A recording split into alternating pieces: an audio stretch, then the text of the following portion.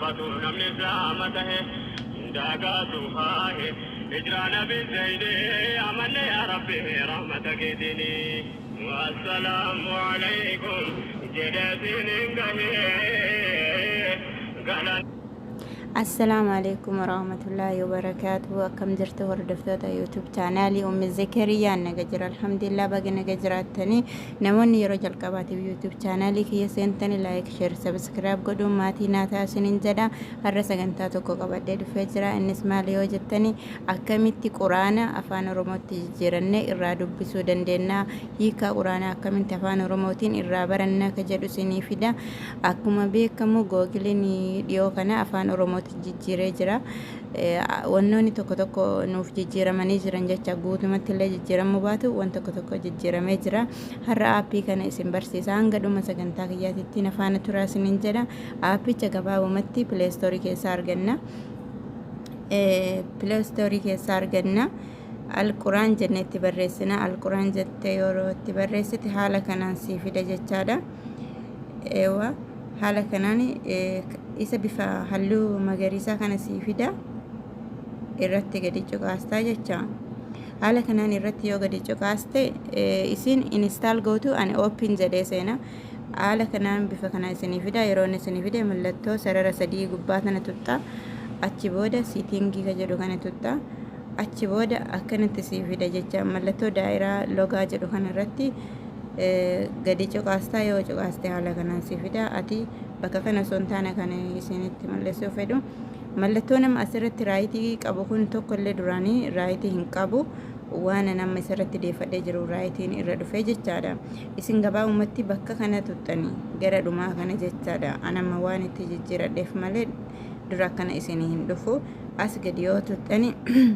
haala kanaan isinii fida logaa barbaade afaan barbaade haala kanaan isinii fida afaan kana daawulood gochuu qabdan isiniin jedha gadi buufattu jechaadha install gootanii asirrumatti kun raayitii mallattoo xiyyaa kana yoo tuttanii isinii gadi bu'aa jecha isa san keessaa afaan oromoo sarchi yoo goote fakkeenyaaf haala kanaan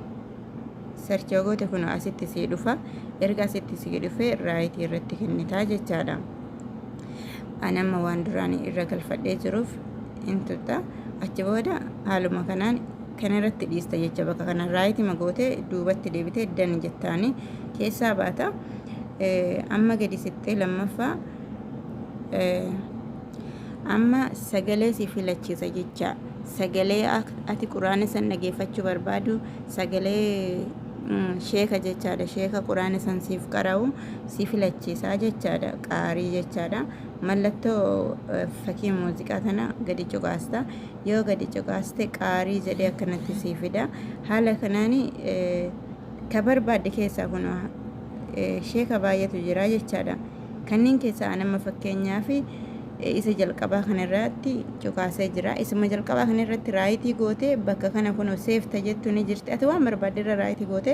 bakka kana seef tokko qofatu danda'ama wanni asirra hubachuu qabdan namuma tokko qofaa raayitiin kennitaa jecha achi booda seef goota haala kanaan isii jijjiirama amma duubatti deebina jechaadha duubatti deebinee as gadi tunna yoo gadi tutte jalqaba fakkeenyaaf amma faatiyaa kana banuu yoo barbaade aappiin kunis hedduu sira keessa bakka kanatti gadi tutteeti ammallee pileey ka jedhu kana tuttaa haala kanaan kun ni argitan jedhe yaada jala kanatti install godhaa jira jecha gadi buusaa jira turi kana yoo si'a sadii afurillee akkasii deebisu barbaade mallattoo kana tuttee kana 5 jedha ammati barbaade amma 11 amma 19 amma 3 takkatti illee odeeffachuu barbaadde haala kanaan takka deeffattaa jechaadha cufneen rabaana ka itti aanu akkamitti afaan oromooti hiikamaa ka yoo jettes suurama barbaadde san irra gadi cuqaasta fakkeenya nama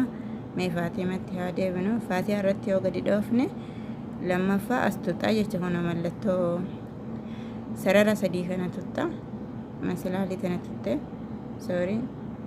ka itti aanu kana tutta ka jalqaba irraa kana tutta kun haala kanaan afaan oromootiin nu deebisee jira jechaadha kana dubbisuu dandeetta. Haala kanaan quraana afaan oromootti deebistee hiika quraana arabiffaan jiru kana jalqaba arabiffaan si barreesse kee lammaffaa afaan oromootti si hiikaa jechaadha. Baay'ee nama bareedaan hedduu jaalladhee jira. Maaliifuu suuraan tokko yoo afaan arabiitiin hiikaa isaa beektee maal akka inni jedhu hubatte afaan kan keetiin hedduu namatti tola. Waan hedduu bareedaadha. Sheeka gaalii abbaa boruutitu hiikaa kana asirratti nuuf jijjiire. Rabbi jazaa isaanii haa kafaluu fi isaanillee rabbi umrii haa dheeressuuf jettanii namni aappii kana gadi buufattanii qabda yoo jiraattanii du'aayii gootaniif jechaadha. Sumaanii hanga sagantaa biraatiin walitti deebinutti naga rabbi keessa naa turaa. Hedduu isin jaaladha. Namni mana kiyyaaf haarayya taatanii koottaa seenaa waan beeknu irraa wal barsiifnaa isinin jedha. Hanga sagantaa biraatiin walitti deebinutti assalaamu alaikum warahmatullaahi wabarakaatuh. Baay.